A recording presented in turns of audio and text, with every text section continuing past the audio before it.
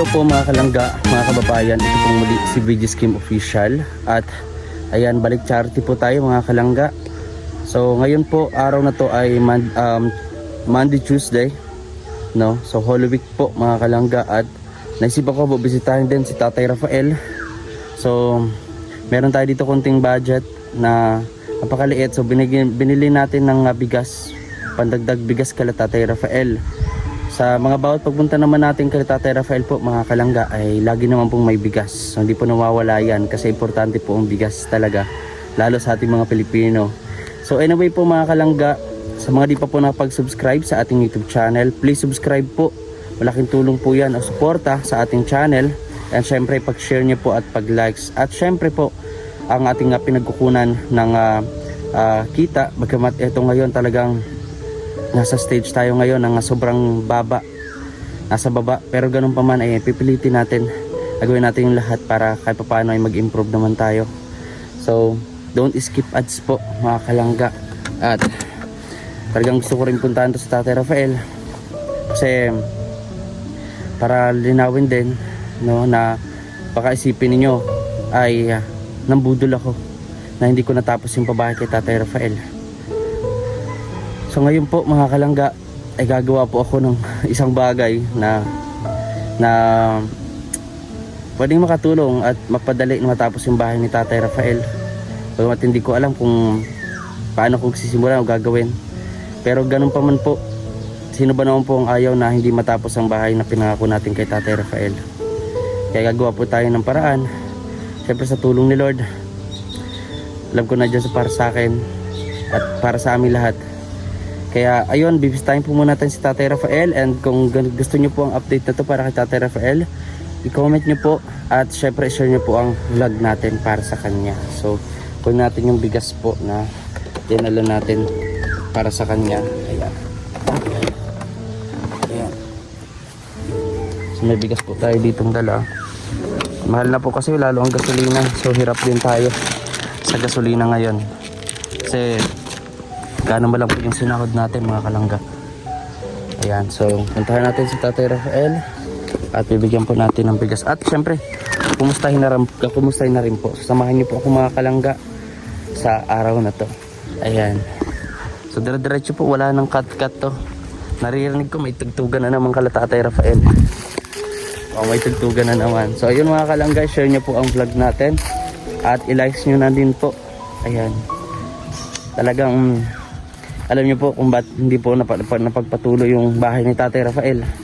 Dahil nga po sa bagyong uwan na lahat ng effort ay bumagsak. Pero ganun pa man, kaya pa naman po marisolbahan yun. Kailangan lang po talaga siguro kailangan lang po talaga natin ng budget. Ayan, so may tugtugan kala Tatay Rafael. Pa-stop muna natin. Ayan. Tao po. Tao po. So nandun po yung bahay ni Tatay Rafael. Nabili po natin yun noong 2023. Ayan, sa pagtutulungan po namin ng sponsor po. Nabili po natin yun ng 30 square meter po. 30 square meters. Pero di natin sinagad dun sa lote yung bahay kasi para meron pong si Tatay bakod or kung kailangan niya magtanim, ganyan. So ayan po. Sana po inaandito po si Tatay Rafael mga kalangga. Ay, kuya! Andito si kuya. Kuya, magandang hapon. At tanghali. Pasok na ako kuya. Kuya. Kumusta? Asan po si Tatay? Sa sentro? Nag-ano po doon? Gumagala. Oo. Yan, wala po pala si Tatay Rafael dito ay gumagala. So si kuya po, anak po ni Tatay Rafael, ang bantay po rito. Hanggang ngayon? Yung pa po niya nung nakaraan, nung nagtrabaho ka kuya, no? Ko lang, naalakad naman kahit ko. May mga inaayos ka. Nagkukumpuni po ito si kuya ng mga appliances. Ganyan. May bigas pa kay kuya? Meron pa. Meron pa? Pero di nakaramihan. Baka ako pala nung sa Nisawan. Gutom baga. May dala ako oh. Bigas, dagdag nyo. Salamat. Opo, ayan po. Dagdag na bigas niya kuya. Wala po pala dito si Tatay Rafael. Sa Kuhan Vinsons. Sa Binsons pala si Tatay. Tanghali na. Diba, sakit ka rin sa ulo sa akin yun. Bakit naman sakit sa ulo sa iyo si Tatay Rafael? Kaya mapapigil niya ng kanyang mga gala pag hindi pa bayaan ko siya maglakad. Kasi nag-aaway lang kayo pag hindi mo siya pinabayagan, nagpabayaan ng gala ng gala kahit kain dito. Pinababayaan ko na siya, yun man may igit pa edad na eh, medyo na uli ananay na ay. Kaya pinababayaan ko siya magala. Sa magtalo pa po kayo, samahan pa ng loob. Pag sinasabi niya na, wala akong kailang, hindi talaga sige lapad. Hindi ko rin siya pinukontra. Gusto niyo magliw-liw. Hindi magkalagala sa bayan. Anong oras naman po nadating minsan si Tatay? Baka ngayon, pahapunin pa yun. Mga hapon. Grabe Ayan po. May upo kayo dito kuya oh. Anong kinain niyo ni Tatay Rafael? Wala naman, ako lang nagkain ngayon. Ay nakain na lang yung si Tatay. Kung saan nabutin. May kanin po sila. Punong-puno pa po mga kalangga oh. Ito oh, wala na ulam. Ayan. Ay, nilagang itlog lang yung ulam ko. Nilaga. Yan si Tatay Rafael po pala mga kalangga ay wala pa po. At galing daw po sa pumunta daw po sa galaan. Talaga si Tatay. Kaya sabi ko nga kanina, sabi ko sana maabutan ko si Tatay. Aga-aga talaga ako. Ayun talaga maagang umalis si Tatay kahit anong aga natin kuya. Maagang umaalis. Walang oras ang kuwan, basta pagkakais pa siya ng gumala. Kaya nagyagis siya isang walis niya. Tapos pagbalik ko dito at may pinunta lang ako, wala na. Nag-alis na. Nagalis na. Aroy. Ayan kuya oh, naming ang kalat dito kuya oh. Kalat nga, simula na ako napila, hindi ko na nakakuat. Awanin ko oh. Si Tatay, ang kinabibisihan niya ay pagwawalis. Yung lang. Paggawa ng Wala ko napila. walis. Kalat ko. Kulpi. Apat ko baka na may Po yung mga gamit ni Tatay Rafael mga kalangga oh. apat lang. May upo pa kayo kuya oh. Gulayin na natin yan. Bano natin ng sardinas. Oh. Itlog lang ang ulam ko ngayon. Pag kami na binibigyan ng kapitbahay ng ulam, Ganon. Minsan sa umaasa po kayo sa kapitbahay na lang muna. kami nagluto kasi, nasasayang. Ba't nasasayang naman po? Ako na nakain, hindi namin nakakain kasama ko pag ako nagluluto. Hindi nakain. Kaya nagsayang ako ng gulpi hanggang hapunan na namin yan. Baka ako lang di umubos niyan. Nako. Bakit di siya nakain? Tinapay. Tinapay ang gusto niya. Tinapay. May mga tinapay. Ayaw ng gulay.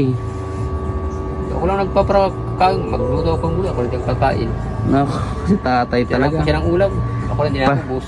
Pasaway si Tatay. Pasaway. Patungo sa pagkaulihan nila. Opo. Ayan mga kalangga. Last time na bumisita tayo ito, nagdala din tayo ng mga bigas at syempre pagkain at agad-agad pinagamot natin si Tatay. Pinunta natin sa center. Ngayon naman. Okay naman po ang pakiramdam ni Tatay. May sugat naman sa ganito. Yung napano naman. May sugat na naman. Hindi na sasabi kung sabi na ako ng bulo sila. Ewan. Baka po sa pagkakayas niya siguro ng Sa galaan daw. Ewan ko. Sa galaan. Napagsakan daw ng kuwan. Ewan ko. Ha? Nabagsakan ng Ay, bulo sila. Tumama sa ganito. Ay. Dito na dali sa kanan. Ewan ko.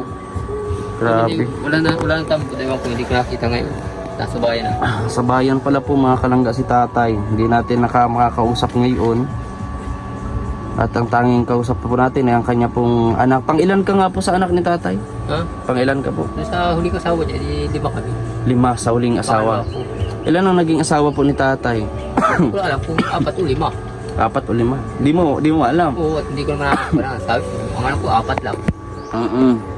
Kaya po pala siya po ang solo-solo, no? Ang kaisa-isa pong anak ni Tatay Rafael na kasama po niya dito mga kalangga. Bisita naman dito mga kapatid ko pagka ako may kulang kagaya Pasko, awang ko may pista. Ngayong Holy Week, ay magpipesta po ba dito sa inyo? Agosto. Gusto. Ngayon kasi Holy Week Holy Week. Di man po napunta ng Holy Week. Busy sa trabaho ngayon, lalo't mahal ang gasolina natin. Ay hindi kami nakasang punta dito. Saka mahirap lang din po yung mga kapatid. Malalayo pa. Mga kapit lang din, mga kapatid ko na doon, mga babae na. Maasa lang din sa biyanan. Mga kalangga. Dito yung kwarto po nila Tatay Rafael. Sobra pong kawawa po. Lalo na nung bagyong uwan. Isa rin itong bahay na to, pati yung pinapagawa nating bahay doon ay naapektuhan. Kaya grabe. Grabe ang lugmok. Grabe ang panlulumo yung naramdaman natin noon. Nung bagyong uwan na yun. Hindi niya giba, pero nagtagilid.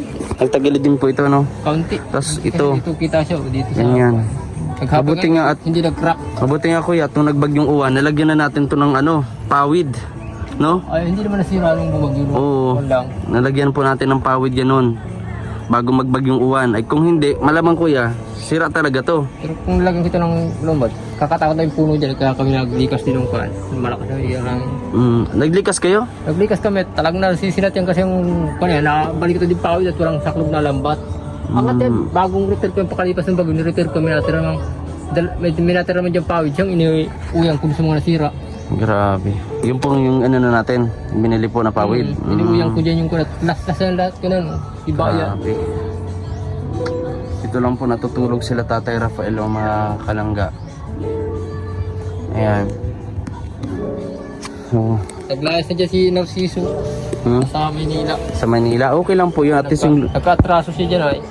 okay lang yun. At kasi ang importante, nandiyan pa rin yung lupa natin. No? Lupa ninyo. Yan ang mahalaga po. Sabi na nakibitaw na. Hindi pa po. Plano ko pong sana ibenta. Sana naman sabi naman ng kapatid papagawa na lang niya na. Yan po.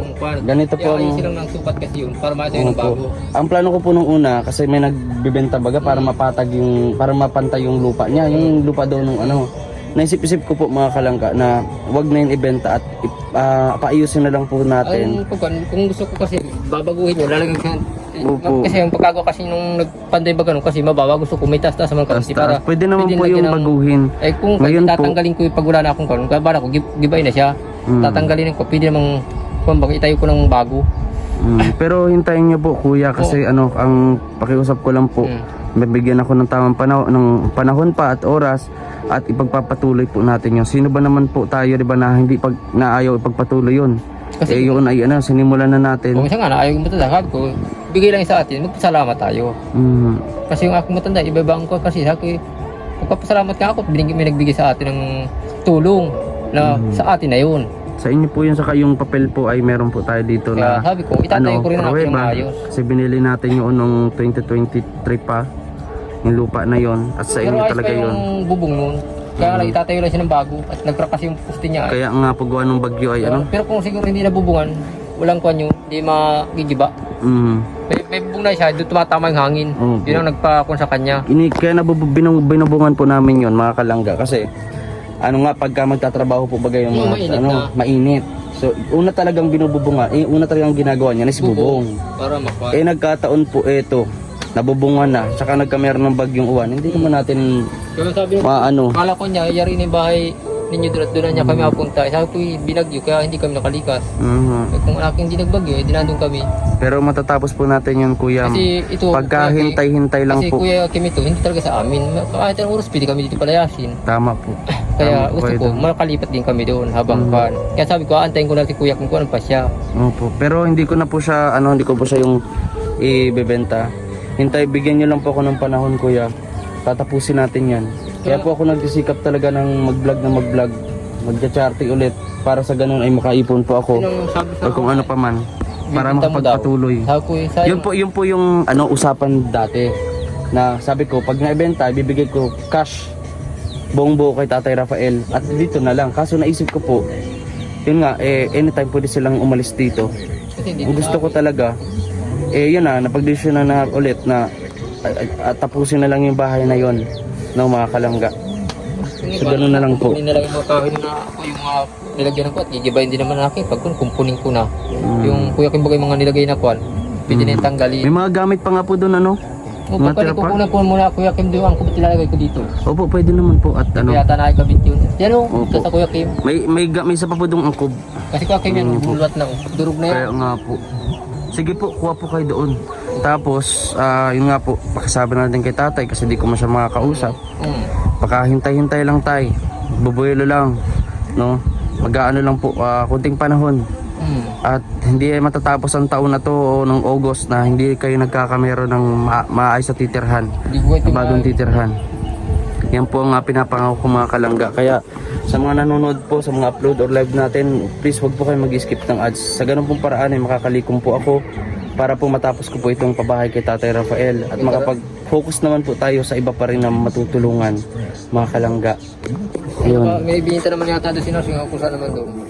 Kailangan lang yun, ayusin talaga na sukat para at sabi may nadala Kasi doon ano sa po kabila. yun ay 30 square meter Sabi yun lang, ay. may nakuha sa kabila. O nga po, late nang sinabi, di ba sa atin? Nakaurong na lang kaunti. Dapat Late na sinabi na ganun. Eh kung kailan na itayo na. may gilat, hindi pa nagiba. Kung hindi pa mababago ulit ang kuhan.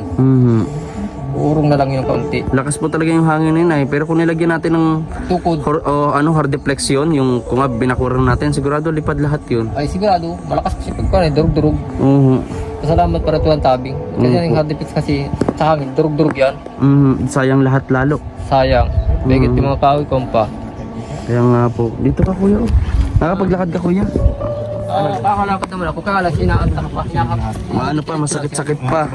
Pero salamat pa rin ako. Nakalakad pa rin ako. Dati kasi kuya, hindi talaga ako nakakalakad. Nakaganyan pa ako dyan. Kaya nga po, nakita ko na. Dati yan. Patingin daw po. Ano pa? Ay. Ito naman, kung nagkakalang, parang naipiktuhan niya yung litid ka. Pilit-pilit ko yung Hindi po kayo nagpunta sa manghihilot. pinahilot ko na ito. Pinahilot niyo. Sabihin, late na kasi ito napahilot ko ay kaya nagkaganto. Kuya, yung tubig niyo pala, kasi concern ko nung nakaraan, di ba, nung pinacheck up po si tatay, umiinom si tatay ng maruming tubig. Kaya pinagbilibig ako ng tubig. Pabili nga uli ako. Ano, may pang ano kayo ito? Pang ano niyo ng tubig? Pang ano niyo kuya ng tubig ha? Ikaw Ang kainom kayo karating ko pagkan. Ay, ako. magpaigib ka po, wag ikaw. Hindi yung kuan, may tricycle kasi yung kuan karating ko. Wag po ikaw at yung paa niyo po, kuya. Isasakay ko kasi may tricycle yung karating. Opo. Pasensya na po kay kuya sa maliliit kong naitutulong muna. Nag-antay na lang naman kami. Kami naman ay nagkakampare naman. Katrabaho po kaya. Pero kuya, kung itong bahay nito, pagkakan, doon na kami, pagka nayari na yun. Opo. Dito lilisanin na dinan, pero yun lang, din ako napunta rin naman ako. Trabaho ang hinahanap ko pa ganto-ganto lang. Kasi pag mo kuya, no, kahit po mga kalangga ay Kaya pag magagawa ko ng kulungan ng pamangkin ko, hindi pa nga tapos na mainit na. kulungan ng manok po. Ay, sino po ang naggatong po nito? Binibita ko yan. Sa sitwasyon niyo po niya, ano pa kayo ng gapati-gatong? Ayan, inipon ko nung hindi pa ako napilay. Galing. Sipag ni kuya. Inipon ko nung hindi pa ako Sipag napilay. ng anak po ni Tatay Rafael. Hindi ko alam kung pilay na ako nung nauling pa nga ako. Mahirap ngayon, mahal ng gasolina, kuryente. Baka sa sunod kuya, talaga magagatong na lang kami lahat. Pati nga daw kuryente mataas. Kaya nga Kapag daw hindi po nagsumpayan ko sa bansa gira. Ay mahal na diesel. Mas mahal ko kumpara sa gasolina. Siya po, nasa 120 po, papalo na ng 150. Kaya ako po, nagtatanim-tanim na ako ngayon. Ngayon mainit, di ako makakuha. Wala pati pantani, mga kamuting kaho. Kaya pahanap yung parating bahay ko. Kanila naman yung taniman. Kaya nga po. Tutusok-tusok na lang ako ng mga gulay-gulay. May tinusok na ako, ilang piraso pa lang napanggas, wala ng pantani. Kuya, pagdating ni Tatay Rafael, sabihin mo na, pilitin yung kumain ng kanin. Wag puro tinapay po. Nagagalit ako, nag-aaway ka sa akin. Kuhaan ka na akin kami, may ulam yung akin dyan. Nasasayang na pag ako nagtira ng ulam, hindi naman na nakakuha. Ang agang natulog pati. Kaya nga. At least yun, maaga natulog po, Hindi na kagano. Kaya nga lang, pag umuso na ng basketball baga sa liga, mga palang barangay, Nanonood, hanggang gabi. hanggang gabi yan, hanggang di tatapos. Aroy. Hindi naman siya Talaga si matatag. Tatay. So, Kala, sabi ko, ilang libang sa kwan. Dito sa ating kwan. paalahanan nyo na lang din kuya, na nandito ako. Sabi po na kumain siya. Pag hindi siya kumain ay hindi ko siya bibigyan kwarta pag nagsahod ako. Sabi ko, punta na dito ko ako sa Kuya Kim. Sabi ko nga, maligo-ligo ko na akin eh. Tamad po magligo. Tinatabang ko, nasasayang lang Kuya Kim ng tubig ko eh. Kakadumi lang, hindi naman naligo. Ay, grabe si Kung nga, Tatay. maligo ngayon at ang init baga. Kaya nga po. Kaya nga, libre ang tubig dito. Kaya ako, kahit sa kalagan ko ito, nakakapagtabo naman kahit 2 timba. Grabe si pag ng anak ni Tatay. Maligo nga ngayon ako. Kaya may alaga pa nga akong baka. Grabe. Kahit ako'y kikinta. Magkano naman kuya ang kinikita mo sa isang araw sa mga racket-racket mo? Konti-unti lang. Depende lang sa trabaho. Madali lang naman. Grabe. Kuya, pupunta na po muna ako at may lalakarin pa rin po ako ngayon. Tsaka pakasabi na lang po kay Tatay na pumunta po ako dito at kumain siya. Pag di siya kumain ay hindi ako magbibigay ng kwarta. Punta wala na si Kuya Kim. Bibigyan ko kamo siya ng kwarta basta kumain lang siya pagdating ko. Opo, kung nasaan ngayon yun, hindi ko makagilat yun. Gusto kasi ni Tatay Rafael mga kalangga ay magagastos. Gusto niya siya yung magbibili, ganyan. Mga akin, ikaw akin, uwi ka na uwi ng bayan ng akin. Pag akin may pira ka, huwag mong titipid sa sarili mo. Naroon sa bayan ng aking karihan. Kumain ka, hindi yung tinitipid man aking pira mo. Kaya nga po. Yung sarili yung pira mo, pagkaan, titipidin mo. Basta kuya, bigyan niyo lang po ko ng panahon. Matatapos natin yung bahay po ni Tatay. Matatapos po yan. Tatapusin po natin. So kuya, punta na po muna ako ha. Salamat ka, Kim. Sabi na lang po kay Tatay. Napunta ka dito. Opo, salamat po kuya. Salamat Ayan, ka. ingat po. Papunta lang ako po, kukunin ko muna ang angkop doon. Ay, sige po kuya. Salamat po ah. Oh, salamat ka, Kim. Ayan at ayan. Opo. Salamat din po. Ayan mga kalangga at hindi naman natin, bagamat hindi man po natin nakakausap si Tatay Rafael kasi nga daw po ay nasa sentro ng Vinsons. Hindi ko rin po alam kung saang part doon. So, nagdiwaliw si Tatay. So, naboboard po si Tatay Rafael.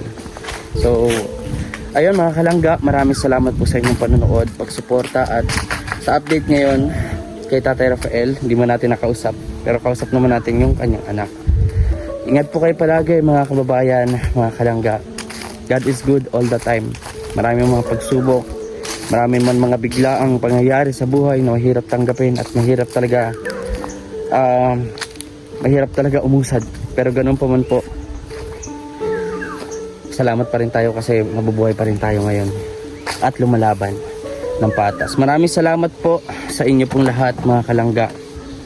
Papakatatag lang tayo sa hamon ng buhay. Maraming salamat po. Ito po muli si Regis Kim Official. God bless po sa ating lahat.